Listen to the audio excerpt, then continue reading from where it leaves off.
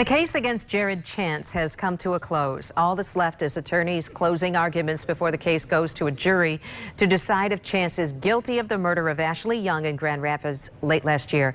News 8's Barton Dieters has been covering this case since the beginning and has been in court every day for the trial. He's here now to wrap it up for us. Barton. Sue, as is his right, the accused, Jared Chance, did not take the stand and the defense did not offer up any witnesses. But they do plan to argue that the police and the prosecution failed to investigate this case thoroughly after jumping to the conclusion that Chance was their man. Today, the prosecution worked to show otherwise. Approximately how many homes were canvassed in the area of 922 Franklin?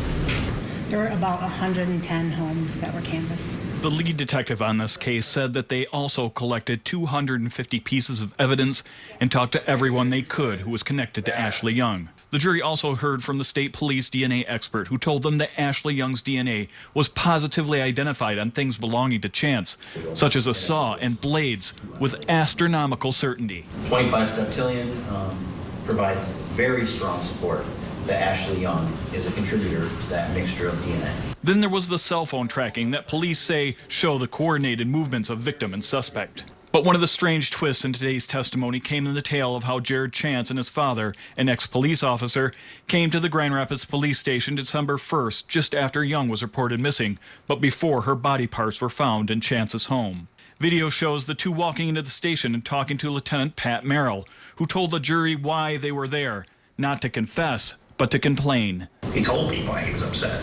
His son was being harassed on Facebook, and people were ordering his son to come out and be interviewed.